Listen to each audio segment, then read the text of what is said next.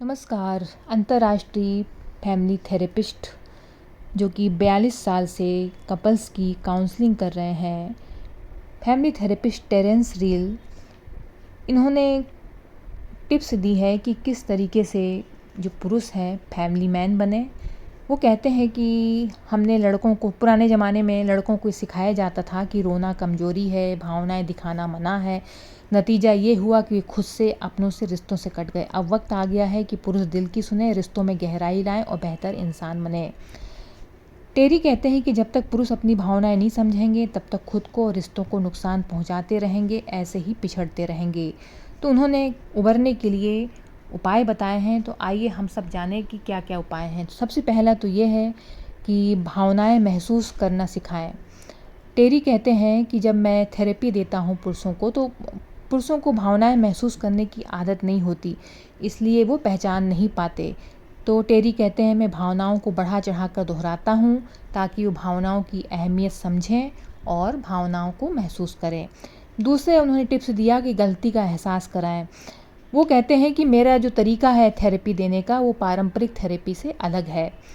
जैसे कि अगर महिला सही है तो मैं कहता हूँ पुरुष से कि तुम गलत हो। पारंपरिक थेरेपी में सिखाते हैं कि पुरुष को गलती मत बताओ, पति को गलती मत बताओ या ताकतवर को गलती ना बताओ। पर पुरुषों को गलतियों का सामना कराना ज़रूरी है, गलतियों का बताना ज़रूरी है ताकि वो समझें और बदलें। तीसरी टिप्स दिया, घमंड से बचना ज़रूरी है। पितृसत्ता महिलाओं को ही नहीं पुरुषों को भी घायल करती है। वो कहते हैं कि हमने बहुत कुछ किया पर घमंड दूर करने में नाकाम रहे। पुरुषों को सिखाना होगा कि रिश्तों में कैसे जुड़ना है, कैसे जिम्मेदारी लेनी है और कैसे कोमलता अपनानी है। यही असली पौरुष है। तो घमंड से बचना ज़रूरी है। अगर रिश्ता हमें गहराई से समझना है, रिश्ते अच्छे रहें, तो घमंड से बचें। चौथा उपाय बताया, बदलाव के लिए तैयार रहें। आज की पीढ़ी के पुरुष अजीब उलझन में हैं। मर्दानगी की जो पुरानी परिभाषा है वो टूट रही है आज के ज़माने में, और जो नई परिभाषा है वो बनाई नहीं गई।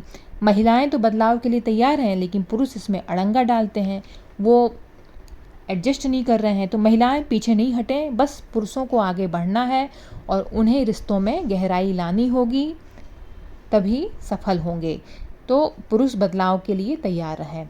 अगला उपाय बताया उन्होंने, ज़रूरतों से ऊपर उठें। जैसे आजकल के लड़के पूछते हैं कि मुझे क्या मिलेगा, जबकि समझदार मर्द हैं, समझदार जो पति है वो लड़के हैं, वो बोलते हैं कि तुम्हें क्या चाहिए। यही परिपक्वता है। पुरुषों को अपनी ज़रूरतों से ऊपर उठकर परिवार की ज़रूरतें समझनी होंगी। उन्हें फैमिली मैन बनना है। तो यही असली खुशी यानी रिलेशनल जॉय है। अगला उपाय उन्होंने बताया, अच्छी विरासत।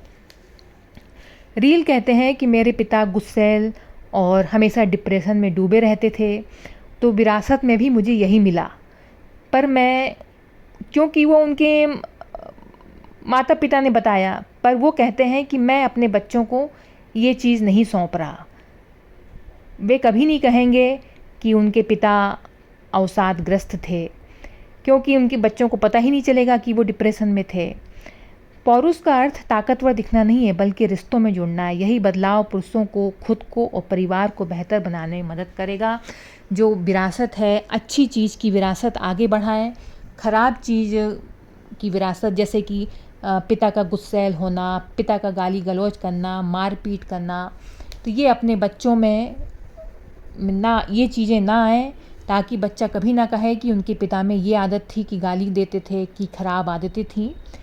तो अच्छी विरासतों को आने वाली पीढ़ी पे आगे बढ़ाना है।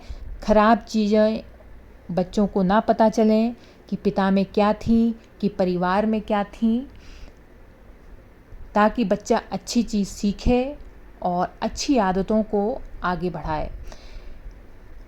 आज भी कुछ कुछ फैमिली में जो पिता में बुरी आदतें थीं, तो बच्चों में ये सिखाई जाती हैं कि तुम्हारे पिता तो ये करते थे तो तुम ये करो।